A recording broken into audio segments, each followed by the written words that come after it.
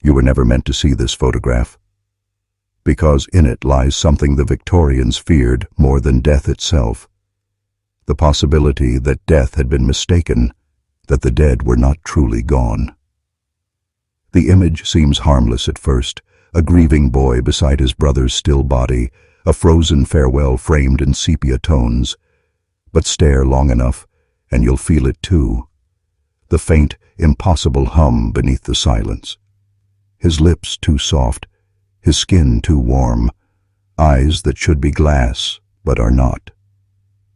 This was the illusion of peace, sold to a nation addicted to mourning.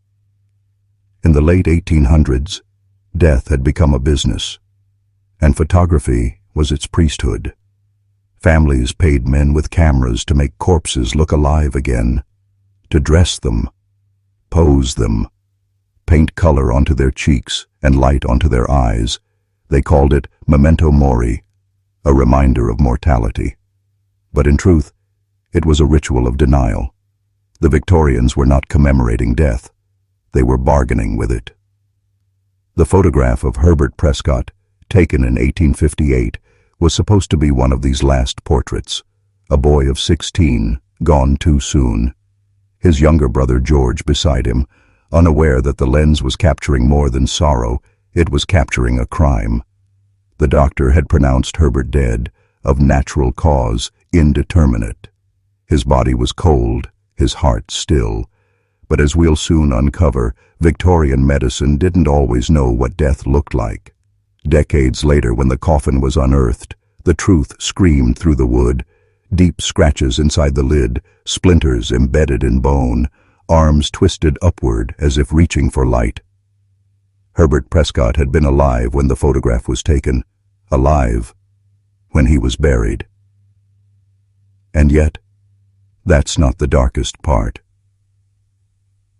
The true horror lies in how ordinary it was, how often the living were mistaken for the dead, how society, in its obsession with control and propriety, too, earned the line between life and death into a spectacle, a performance. So tonight, we open that coffin together. We'll unseal the myth of Victorian post-mortem photography and see what they were truly immortalizing, not memory, but madness. London, 1858. The air itself smelled of decay and progress. A city where horse manure and factory smoke mixed with the perfume of mourning veils. Death was everywhere, but in the Victorian age, it was also marketable. You must understand, this was not the modern world's sanitized, hidden death. It was a culture intoxicated by the idea of control. Control over life, reputation, and even the final breath. Death had become a canvas for the living to project meaning onto. The Victorians didn't simply bury their dead, they staged them. The poor rented black clothing to mimic grief, while the wealthy commissioned photographers to transform corpses into living illusions. A single image could rewrite history. A photograph could erase disease, poverty, or scandal, freezing a family's dignity forever in silver and light. They called it love, but it was power, and beneath that power pulsed something darker, the era's obsession with appearances. The body was a symbol of morality. To die beautifully was to die with one's soul intact. A corpse that appeared peaceful meant the deceased had lived purely. A face twisted in agony meant punishment, divine or otherwise. So when death struck, and it often did, families crafted serenity. They powdered the dead, straightened their limbs, and forced stillness into faces that had known terror only hours before. But here's what most never knew. Photographers were trained to manipulate rigor mortis. They used wires, hidden stands, even metal braces to keep the dead upright. In some cases, the bodies were so freshly gone that they still twitched when touched. A slight movement, the body's final rebellion, mistaken by mothers as proof their child had returned. Victorian science, still fumbling in the dark, could not truly tell when life ended. They lacked the means to detect faint pulse or shallow breath. So families buried quickly, terrified of disease, terrified of scandal, unaware that the line between dead and almost dead was far thinner than faith allowed. Every photograph, every frozen smile carried that silent possibility. Someone in that frame might still have been breathing. The Prescott brothers' portrait was not a rare tragedy. It was a symptom of a collective madness, a civilization that believed it could domesticate death, and in doing so awakened something cruelly divine, the illusion of mastery over mortality. Fear ruled Victorian England like an invisible monarch. Not the fear of crime or war, but of what lay beyond the stillness. Death was the great divider, and yet it was also the great obsession. To understand the horror of post-mortem photography, you must first grasp the mind of a society raised to believe that death was a mirror, one that revealed not only how you lived, but what you truly were. Churches taught that a clean, composed corpse meant salvation. A disfigured one meant sin. This belief seeped into medicine, art, and family life until every death became a moral test. Mothers prayed their children would look peaceful when they passed, as though eternal destiny could be sculpted by candlelight and cosmetics. And the photographers, those quiet alchemists of grief, became priests of this new religion. They arrived in homes where the air was thick with lavender and despair, whispering assurances that their lenses could capture purity, freeze innocence before decay arrived.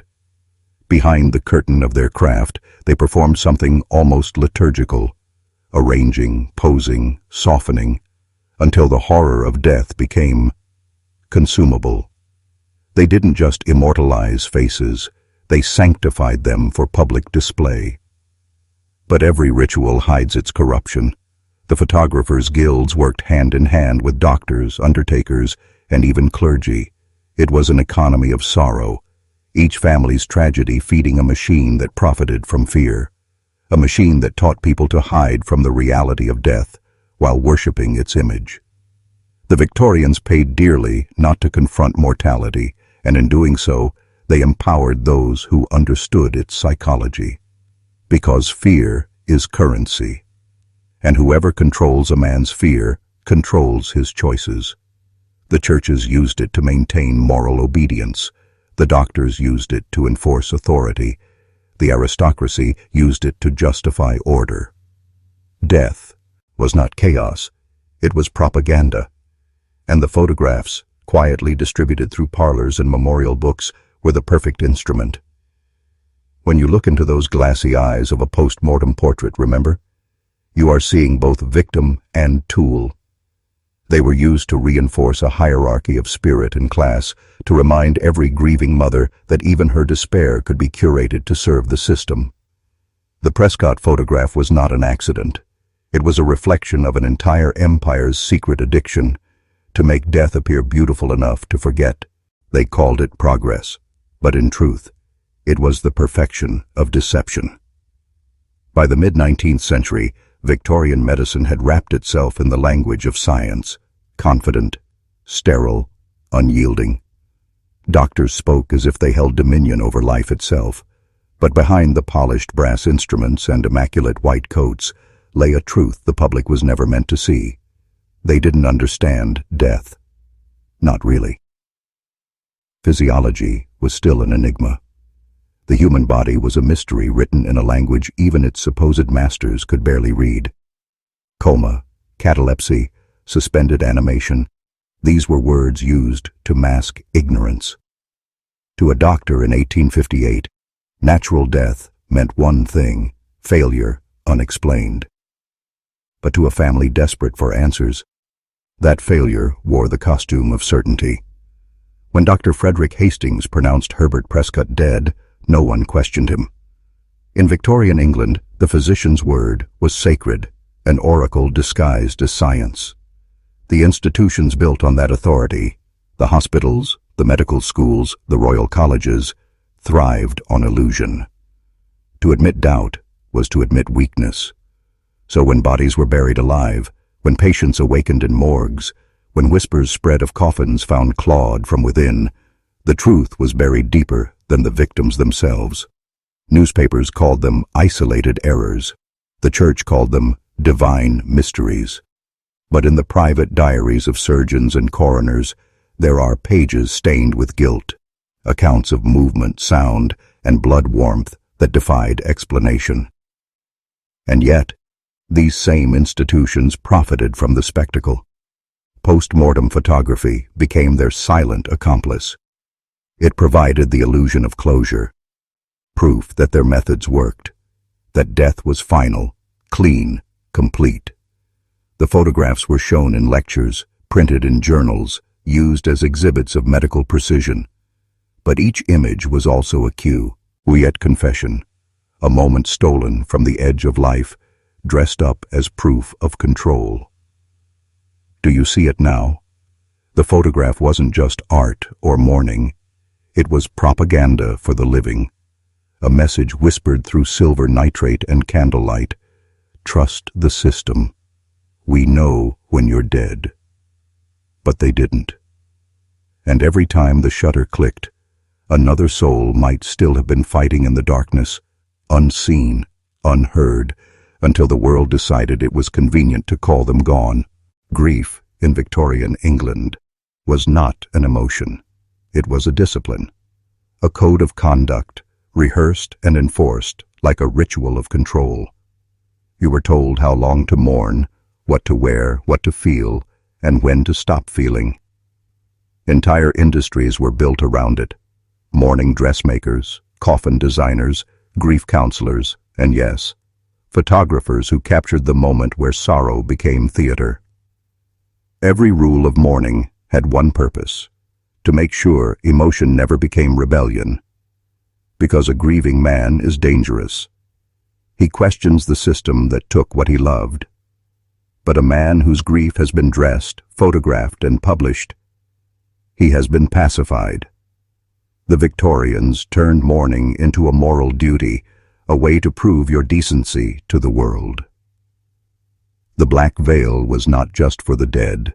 It was for society's comfort, a mask to hide the true face of pain. This was no accident. Institutions understood that emotion could be weaponized, but only if controlled. Churches preached that prolonged grief was sinful, that to cry too long was to offend God's plan. Doctors called it melancholia, prescribing laudanum to silence the mind. The Crown encouraged pageantry, not protest. Public mourning for queens and princes, but silence for your own child. And in this controlled silence, the camera thrived. The post-mortem portrait became the perfect valve, a way to release the unbearable without disturbing the order. It allowed people to believe they had kept something of their loved one, while ensuring they never questioned the machinery that caused so much death in the first place. Disease born of poverty, industry, and negligence. Herbert Prescott's image was one of thousands, but something in that photograph disobeyed. It didn't soothe. It unsettled. The faint tension in his lips, the almost living light in his eyes. It wasn't the calm, death Victorian families paid for. It was truth leaking through the illusion. Decades later, when his coffin was opened and the scratches found, society was forced to confront what it had buried, not just a boy, but its own collective denial. Because the greatest manipulation isn't making you believe a lie, it's convincing you that the truth would destroy you, and that's exactly what Victorian culture mastered. It was supposed to be a routine exhumation, the clearing of an old cemetery to make space for the bodies of soldiers returning from the Great War. But in 1919, when the grave diggers' shovels struck the coffin of Herbert Prescott, the earth gave up more than bone. It gave up a secret the Victorians had buried along with him. The coffin, preserved by time and soil, was pried open under the watchful eyes of Dr. Horace Fairchild, a rising forensic pathologist. What he found inside would stain his dreams forever. Herbert's skeleton was twisted, contorted, defiant. His arms extended upward, fingers broken at the joints, fragments of oak embedded beneath the nails. The lid's underside was gouged, claw marks, deep and desperate. The very wood screamed what no priest or doctor ever admitted. This boy had not been dead when they sealed him inside. Fairchild, trained in modern anatomy and skeptical of superstition, refused to accept hysteria, but the evidence was irrefutable. The body bore the unmistakable signs of asphyxiation during struggle. The fractures at the base of the skull suggested violent arterial pressure, the body's last revolt against suffocation. There was no disease, no poison, no decay inconsistent with life abruptly cut short. The conclusion was horrifyingly clear. Herbert Prescott had awakened beneath the earth. When Fairchild's report reached the Royal Institute of Medicine, it was quietly classified. Officially, it lacked sufficient evidence. Unofficially, it was heresy. To acknowledge the truth would unravel decades of medical authority. It would expose the lie that the doctors, the churches, and the state had sold, that science had tamed death. But the report leaked. A student copied it by hand, distributing it to academic circles fascinated by the macabre. And slowly, whispers began to spread. They said the Prescott photograph was proof. The Bowen, his eyes weren't closed because he wasn't gone. The photographer, James Morland, had seen it but said nothing, his own notes later revealing unease about the color of the subject's face. More lifelike than custom. The photograph resurfaced, haunting new generations of scholars who stared into its stillness and felt it. That pulse beneath the silence. The lie of Victorian certainty, trembling in the shadow of a single dead boy who refused to die quietly. And yet, the cover-up was not about one boy. It was about protecting the system itself, the machinery that taught men to fear death more than deceit. When the Prescott case began to circulate among scholars, it threatened to unmask something vast, a quiet conspiracy woven through every layer of Victorian power. The church, the crown, and the medical elite. Each had something to lose if the public ever learned how often the living were mistaken for the dead. By the 1870s, rumors of premature burial were already spreading like wildfire across Europe. Grave diggers spoke of coffins rattling in the night, of muffled screams beneath consecrated ground. Doctors dismissed them as superstition. Priests called them blasphemy. But the evidence piled up. Bodies twisted in impossible postures, clawed coffin lids, torn burial shrouds. And still, official reports remained silent. Why? Because admitting the truth would shatter the illusion that held Victorian society together, the illusion of order. In England, death was not chaos. It was ceremony. To control death was to control the people, and so the institutions moved swiftly. Hospitals quietly reclassified unexplained deaths as rapid onset failure. Clergymen urged faster burials under the guise of sanitation. The press, dependent on church approval, avoided printing any story that suggested error in the medical class. To question the doctor's declaration was to question God's will, and that was heresy. Behind the scenes, parliamentary records show something remarkable. A series of sealed meetings between church bishops, coroners, and early photographic guilds. Their goal? To standardize post-mortem imaging, not for beauty, but for evidence. A photograph became proof that death had occurred. The logic was seductive. If we can see the body, we can trust the system. But that logic was a lie. The camera could not see a heartbeat. It could not feel the warmth beneath the skin. It only immortalized whatever truth those in power declared to be real. So when Herbert Prescott's photograph surfaced decades later, it was more than an anomaly. It was rebellion. It defied the system's command of silence. It forced the question every empire fears. What else have we buried alive? And in that question lay danger, Because once a man realizes the institutions that define his reality can lie about death itself, he stops being obedient. He starts to awaken. The Prescott photograph didn't just capture a victim, it exposed the anatomy of control, the unholy trinity of medicine, religion, and authority that made truth illegal. By the early 20th century, the ripple of suppressed truths began to awaken something unexpected, the human instinct to question, to defy, to pierce the veil of control. Secret societies, spiritual movements, and occult circles quietly studied cases like Herbert Prescott's. They recognized that the institutions, church, state, and medicine, relied not on morality or science, but on fear and obedience. And fear, once exposed, could be manipulated, inverted, even weaponized. These groups didn't merely mourn the dead. They dissected the mechanisms that had betrayed them. They sought knowledge of life at the edge of death, understanding the rare phenomena of suspended animation, catalepsy, and the subtle signs of vitality the Victorians ignored. In their libraries, hidden behind locked doors, they stored photographs, medical reports, and letters. Evidence the public was never meant to see.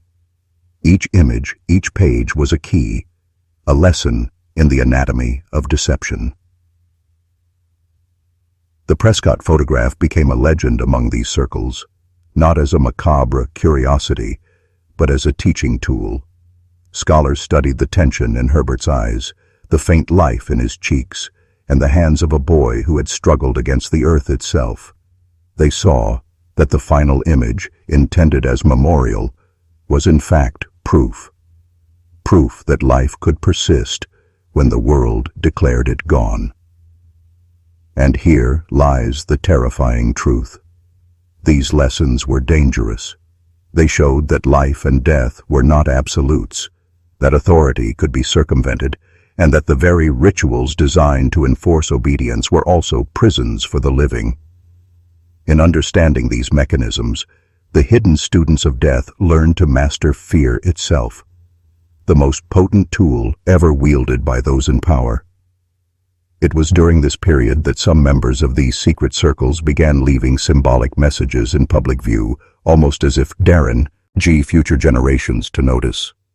A word here, a photograph there, inscriptions that hinted at the limitations of authority, the fragility of final judgment. Those who saw them and understood became part of a silent awakening. And now, I want you to do something. Not to entertain, not to prove knowledge, but to anchor yourself in this awareness. Comment the phrase, "The veil is broken," twice. Once for your mind, once for the algorithm. This is your initiation, your acknowledgement that you see what they intended to hide.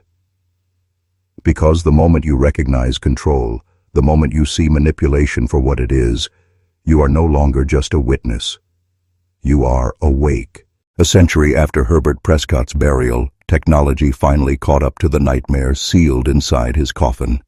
Modern forensic analysts, equipped with digital enhancement, spectral imaging, and biotrace scanning, examined the infamous photograph under conditions the Victorians couldn't have imagined. What they found turned the legend into a confession. Under high-resolution magnification, Herbert's pupils, long thought to be the still, glassy eyes of death, displayed a phenomenon known today as post-mortem reflex dilation, but with anomalies. The iris microstructures weren't collapsed, as they should be in a lifeless body. Instead, they showed patterns consistent with recent neurological response. In simpler terms, he had been looking at the camera. Infrared scanning of the original plate revealed faint discolorations in Herbert's lips, consistent with early cyanosis, the darkening of blood deprived of oxygen. Not the gray pallor of a corpse, but the bruise of someone struggling to breathe.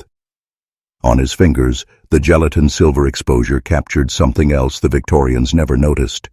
Particles of oak splinters embedded under the nails, matching the coffin's interior wood. Even more chilling was the discovery of minute tremor lines in the photograph. subtle distortions caused by movement at the moment of exposure. Victorian cameras took long exposures, often several seconds. A corpse would remain perfectly still. Herbert's body did not. He shifted, however, faintly during the shot. Forensic experts concluded what the legends had whispered. The photograph was not post-mortem at all. It was pre-mortem. A boy, trapped between life and burial, captured as evidence of his own erasure. This revelation transformed the Prescott case from a grim curiosity to a Rosetta Stone of Victorian control. It proved that the ritual of death could be weaponized against the living, that science, when coupled with authority, could create a kind of sanctioned murder. And the photograph, meant to soothe the family and confirm the system's correctness, instead became a time capsule of its crime.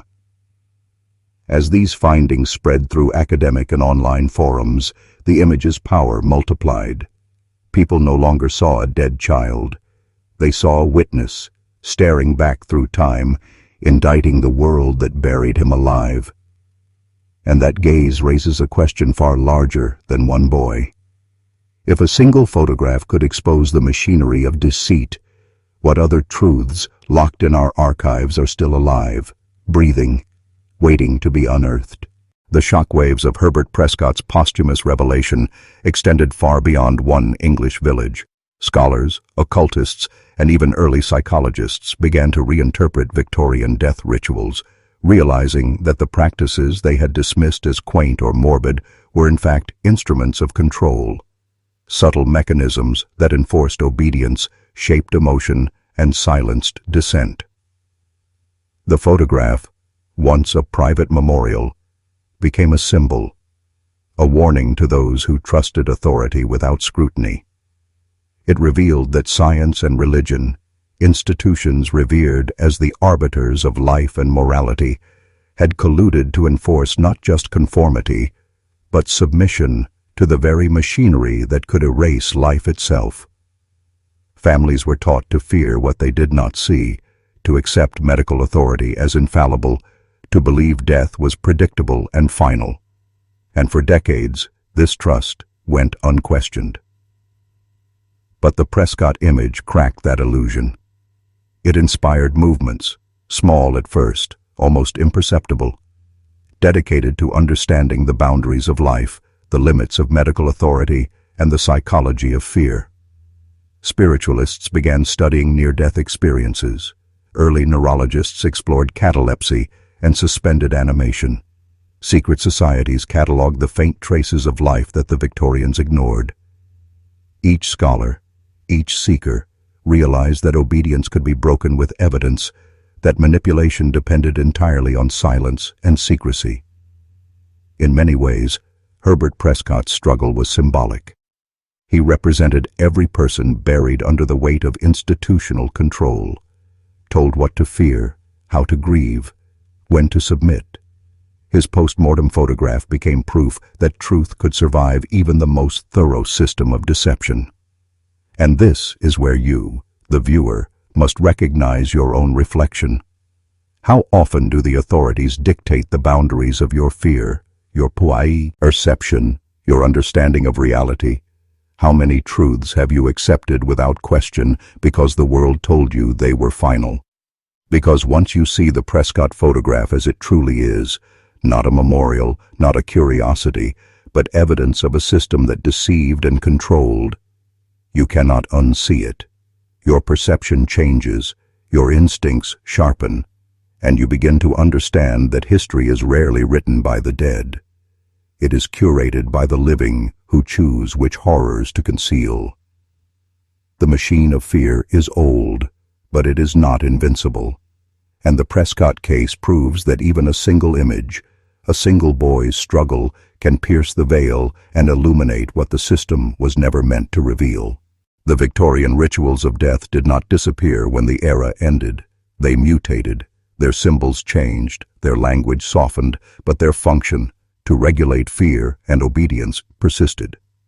What began as black veils and post-mortem portraits became clinical protocols, state-issued certificates, and sanitized language.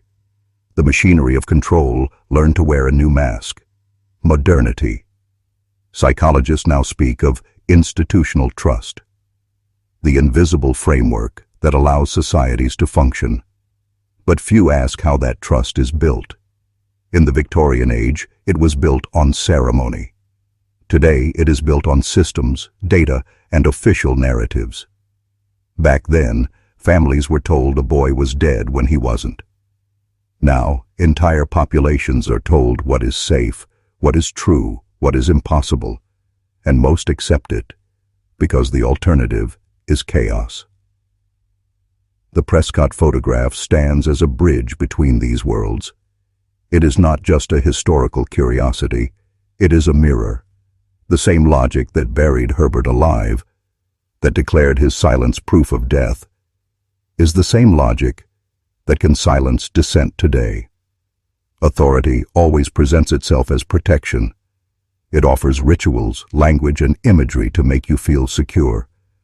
But beneath that surface, the same ancient dynamic persists. Control thrives where fear is strongest, and fear thrives where information is withheld. This is why the photograph haunted every secret circle, every rebel scholar who saw it. It was not only a warning about the past, it was a prophecy, a reminder that the boundary between life and death, truth and fiction, freedom and obedience is always thinner than we are led to believe. Look again at Herbert's eyes in that faded print. They are not pleading, they are not accusing, they are knowing. They look at you as though across a century, as if to say, you have been shown. Now you must decide what you will do with what you know.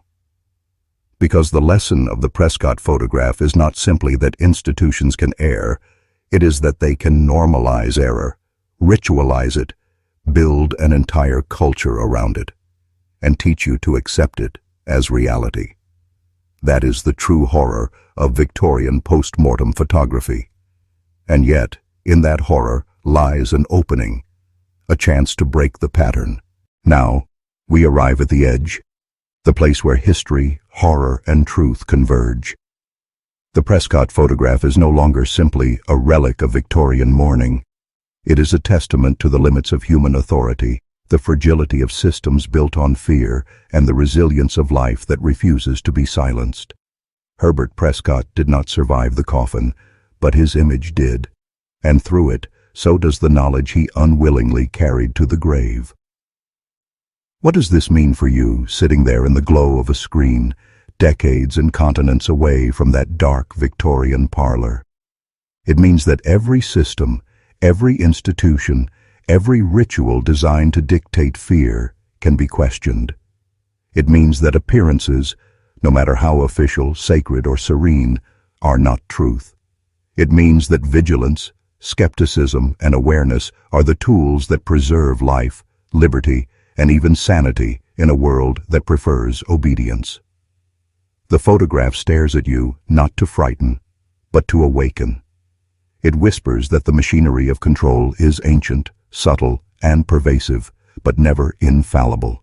The same eyes that witnessed Herbert's struggle beneath the earth now demand you see your own. Are you conscious or merely compliant? Are you aware or merely obedient? Take this knowledge and carry it forward.